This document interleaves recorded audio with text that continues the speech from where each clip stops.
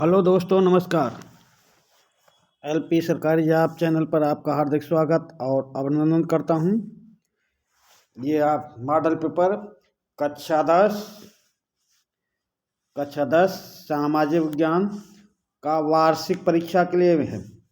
ये वार्षिक परीक्षा के लिए मॉडल पेपर है। तो चलिए ये प्रैक्टिस सेट देखते हैं और परीक्षा की तैयारी करते हैं। तो इसका समय इसमें आपको मिलेगा 3 घंटे 15 मिनट, पूर्णांक 70 का रहेगा और निर्देश पहले सेट में आपको दे चुका हूँ। तो चलिए अब इसका प्रश्न देखते हैं बिना देरी लगाए। प्रश्न नंबर 1, जर्मनी का राष्ट्र रूपक था। जर्मनी का राष्ट्र रूपक क्या था भाई, ये आपको बताना है। तो जर्मनी का राष्ट्र रूपक मारियान था, या जर्मन तिरंगा था, या जर्मेनिया था, या जर्मन था। जर्मनी का राष्ट्र रूपक क्या था, ये आपको बताना है। तो चलिए और इस सेशन को शेयर कर दें, अधिक से अधिक लोगों के पास शेयर कर दें जो आपके दोस्त हैं, आपके साथी हैं, जो हाई स्कूल का पेपर की तैयारी कर रहे हैं। वो जिनका भी संपर्क आपके पास हो उनके पास शेयर कर दें।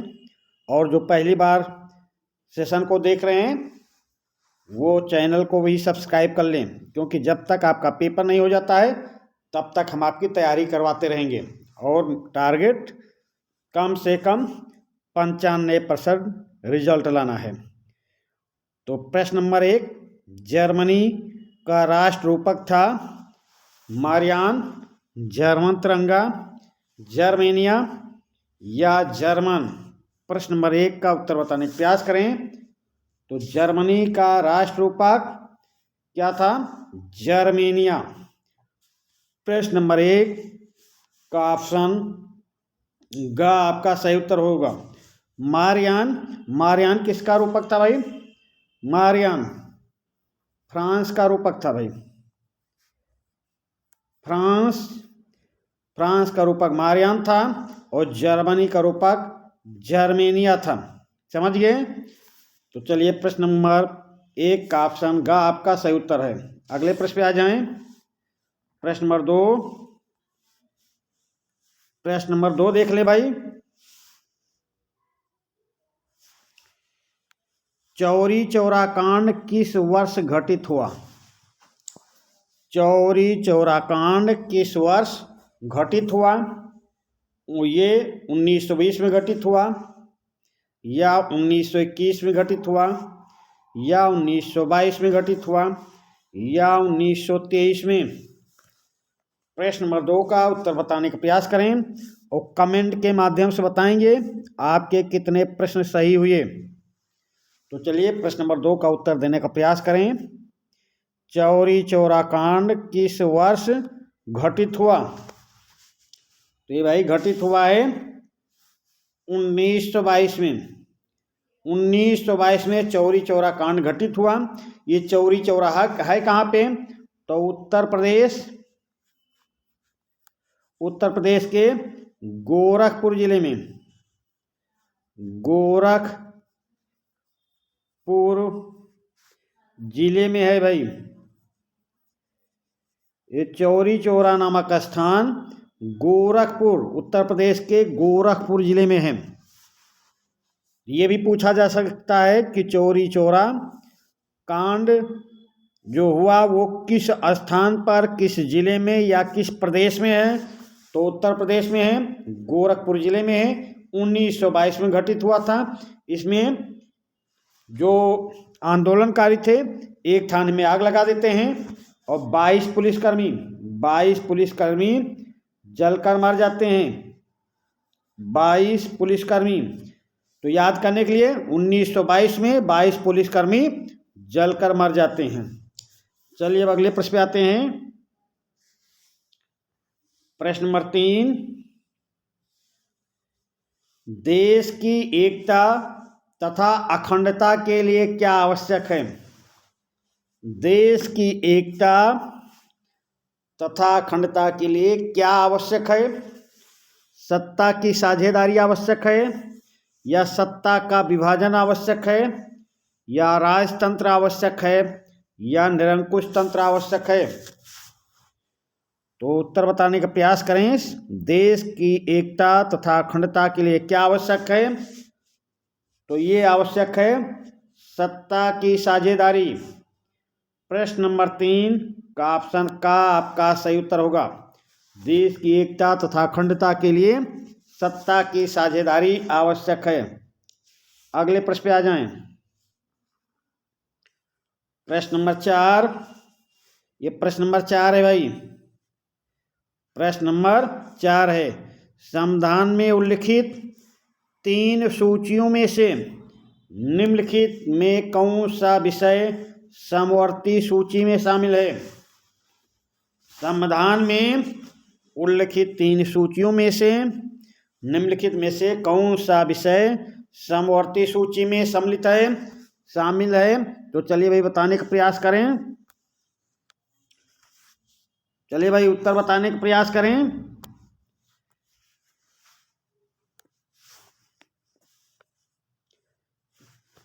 तो संविधान में उल्लिखित 3 सूचियों में से निम्नलिखित में से कौन सा विषय समवर्ती सूची में शामिल है? तो ये पहले देखिए रक्षा, और तो रक्षा कौन सी विषय में है? रक्षा, तो रक्षा है संघ सूची में, संघ सूची में है भाई। संघ सूची में कृषि और पुलिस राज्य सूची में है। कृषि और पुलिस राज्य सूची में है। और शिक्षा समवर्ती सूची में, शिक्षा समवर्ती सूची में कृषि और पुलिस राज्य सूची में, रक्षा समवर्ती सूची में। तो प्रश्न नंबर 4 का ऑप्शन का आपका सही उत्तर होगा। अगले प्रश्न पे आ जाएं। प्रश्न नंबर 5, सार्वजनिक और निजी क्षेत्रक आधार पर विभाजित हैं। सार्वजनिक और निजी क्षेत्रक किस आधार पर विभाजित हैं, ये आपको बताना है। तो चलिए उत्तर बताने का प्रयास करें। रोजगार की शर्तें, या आर्थिक गतिविधि के स्वभाव, या उद्यम के स्वामित्व, या उद्यम में नियोजित श्रमिकों की संख्या। तो चलिए भाई उत्तर बताने का प्रयास करें। प्रश्न नंबर 5, सार्वजनिक और निजी क्षेत्रक किस आधार पर विभाजित हैं? रोजगार की शर्तें, आर्थिक गतिविधि के स्वभाव, उद्यम के स्वामित्व, या उद्यम में नियोजित श्रमिकों की संख्या। तो प्रश्न नंबर 5 का ऑप्शन ग आपका सही उत्तर होगा। सार्वजनिक और निजी क्षेत्रक उद्यम के स्वामित्व, उद्यम के स्वामित्व के आधार पर विभाजित है। तो प्रश्न नंबर 5 का ऑप्शन ग आपका सही उत्तर होगा। ये गलत है, ये छप गया है। चलिए अगले प्रश्न पे आ जाएं। प्रश्न नंबर 6, झरिया प्रसिद्ध है। झरिया कहाँ पड़ता है? झरिया पड़ता है बिहार में। झरिया कहाँ पड़ता है? बिहार में। अब झरिया किस लिए प्रसिद्ध है? लौह अयस्क के लिए प्रसिद्ध है, या कोयला के लिए प्रसिद्ध है, या तांबा के लिए प्रसिद्ध है, या बॉक्साइट के लिए प्रसिद्ध है? प्रश्न नंबर 6 का उत्तर देने का प्रयास करें। झरिया प्रसिद्ध है लौह अयस्क के लिए, कोयला के लिए, तांबा के लिए, या बॉक्साइट के लिए?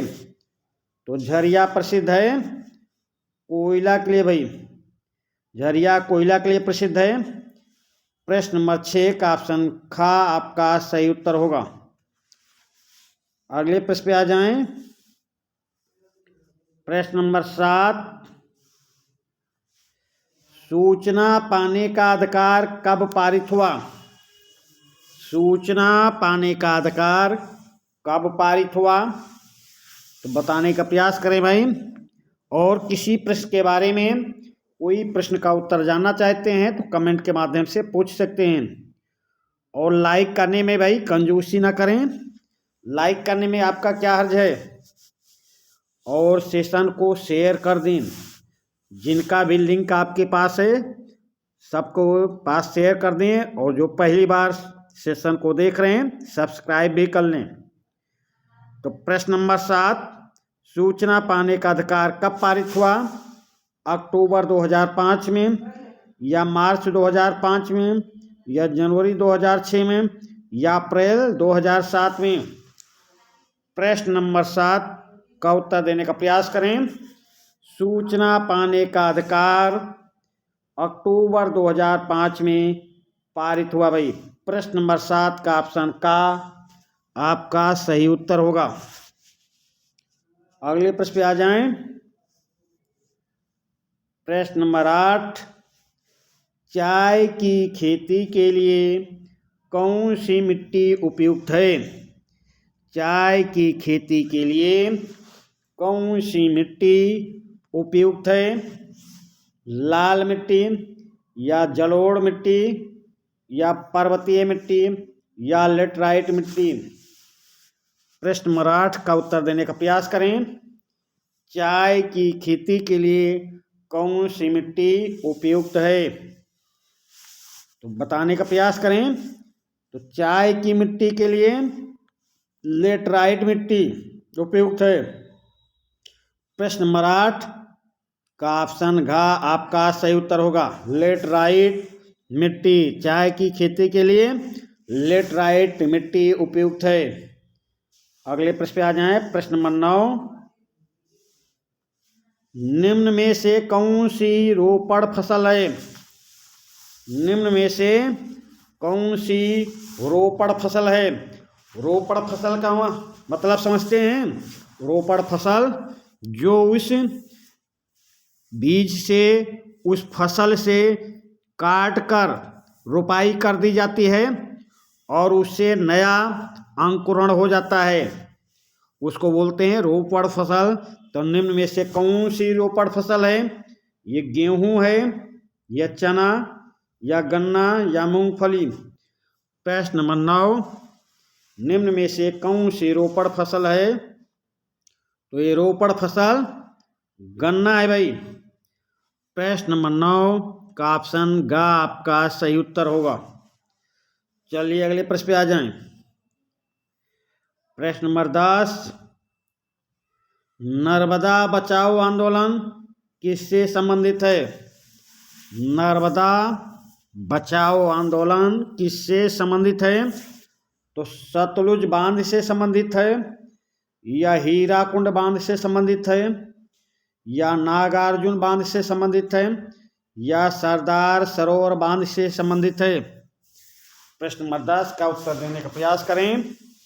नर्मदा बचाओ आंदोलन किससे संबंधित है? सतलुज बांध, हीराकुंड बांध, नागार्जुन बांध, या सरदार सरोवर बांध? तो नर्मदा बचाओ आंदोलन संबंधित है सरदार सरोवर बांध से। प्रश्न नंबर 10 का ऑप्शन घ आपका सही उत्तर होगा। अगले प्रश्न पे आ जाएं। प्रश्न नंबर 11, भारत में वायु परिवहन का राष्ट्रीयकरण कब किया गया? भारत में वायु परिवहन का राष्ट्रीयकरण कब किया गया? ये 1950 में किया गया, या 1953 में किया गया, या 1960 में किया गया, या 1998 में? भारत में वायु परिवहन का राष्ट्रीयकरण कब किया गया? बताने का प्रयास करें। तो भारत में वायु परिवहन का राष्ट्रीयकरण 1 अगस्त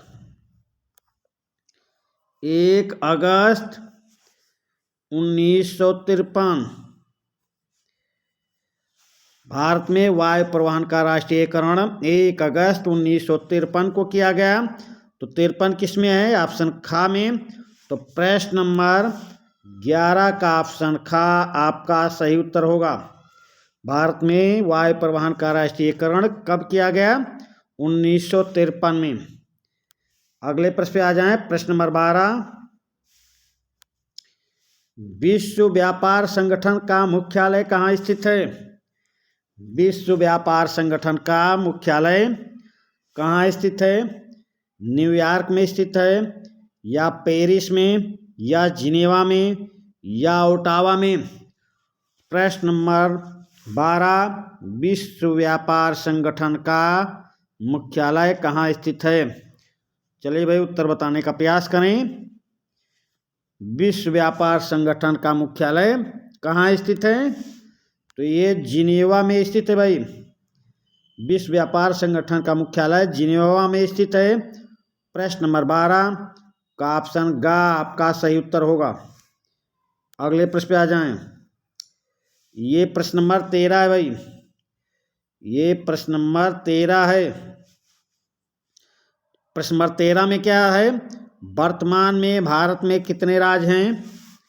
वर्तमान में भारत में कितने राज्य हैं? 27 राज्य हैं, या 28 राज्य हैं, या 29 राज्य हैं, या 30 राज्य हैं? वर्तमान में भारत में कितने राज्य हैं? उत्तर बताने का प्रयास करें भाई। वर्तमान में भारत में कितने राज्य हैं?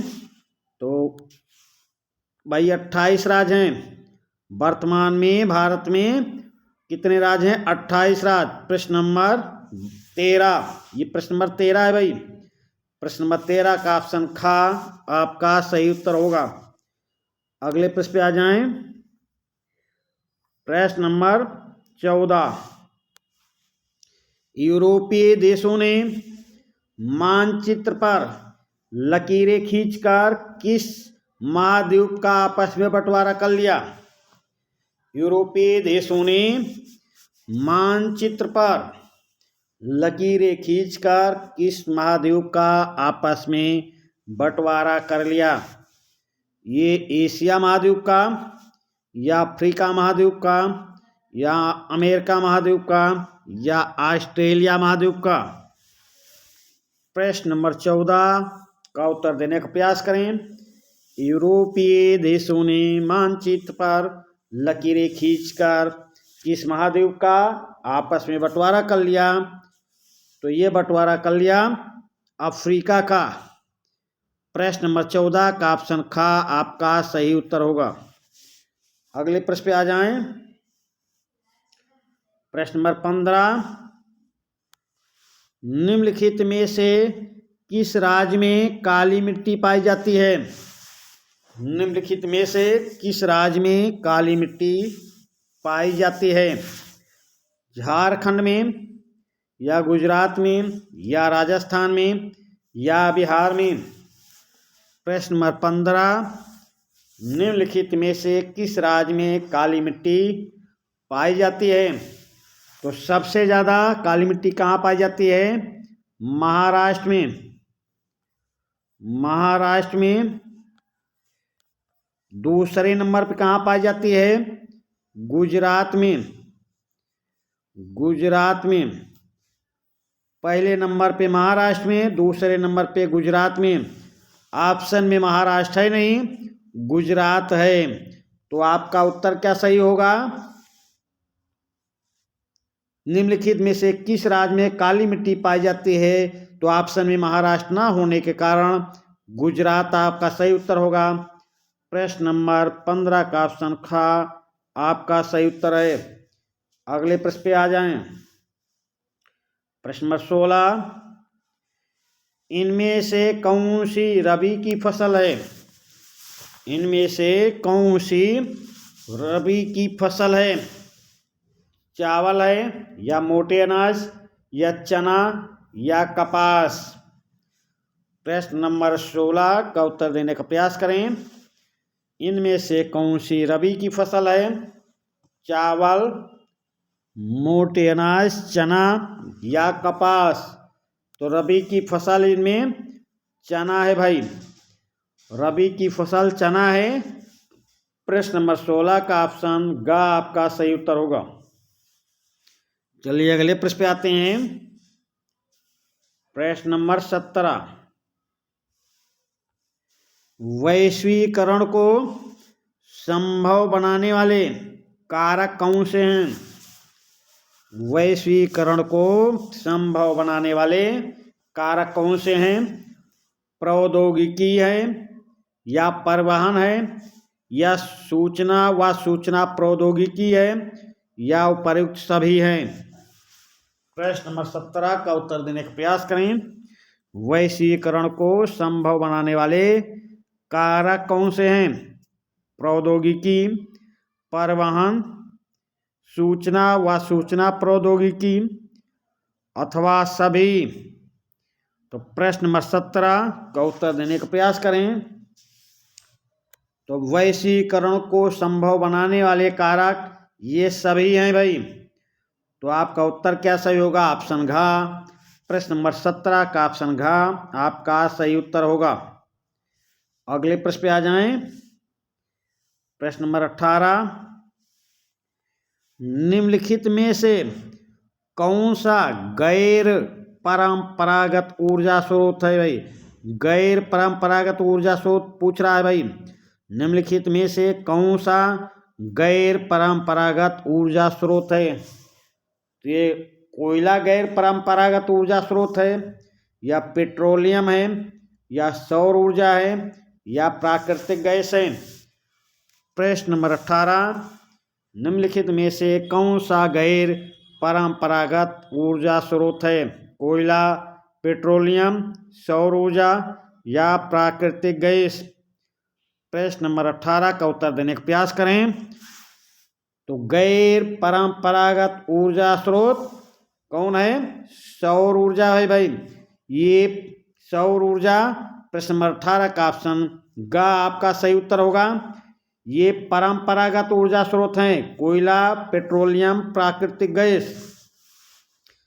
कोयला, पेट्रोलियम, प्राकृतिक गैस परंपरागत ऊर्जा स्रोत हैं, और सौर ऊर्जा गैर परंपरागत ऊर्जा स्रोत हैं। तो प्रश्न नंबर 18 का ऑप्शन ग आपका सही उत्तर होगा। अगले प्रश्न पे आ जाएं।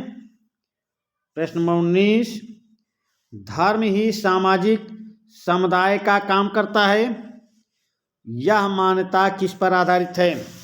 धर्म ही सामाजिक समुदाय का काम करता है, यह मान्यता किस पर आधारित है? चलिए भाई उत्तर बताने का प्रयास करें।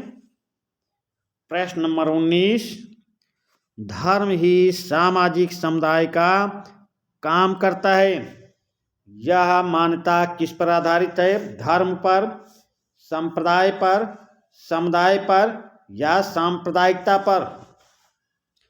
प्रश्न नंबर 19 का उत्तर देने का प्रयास करें।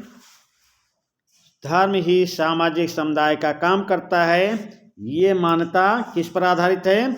सांप्रदायिकता पर आधारित है। सांप्रदायिकता पर। प्रश्न नंबर 19 का ऑप्शन घ आपका सही उत्तर होगा। अगले प्रश्न पे आ जाएं। प्रश्न नंबर 20, हीमेटाइट का संबंध किस खनिज से है? हीमेटाइट का संबंध किस खनिज से है? तांबा से है, या बॉक्साइट से है, या सोना से है, या लौह अयस्क से है? हीमेटाइट का संबंध किस खनिज से है? चलिए उत्तर बताने का प्रयास करें भाई। हीमेटाइट का संबंध किस खनिज से है? हीमेटाइट का संबंध किस खनिज से है भाई? हीमेटाइट का संबंध किस खनिज से है? तो उत्तर बताने का प्रयास करें भाई। हीमेटाइट का संबंध किस खनिज से है? तांबा से है, तांबा से है, बॉक्साइट से है, सोना से है, या लौह अयस्क से है भाई? तो उत्तर बताने का प्रयास करें भाई। हीमेटाइट का संबंध किस खनिज से है? प्रश्न नंबर 20 का उत्तर देने का प्रयास करें। हीमेटाइट का संबंध किस खनिज से है? तांबा से, बॉक्साइट से, सोना से, या लौह अयस्क से?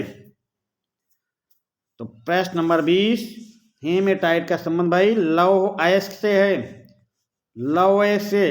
प्रश्न नंबर 20 का ऑप्शन घ आपका सही उत्तर होगा। इसी प्रश्न के साथ हम आपसे विदा लेते हैं। धन्यवाद।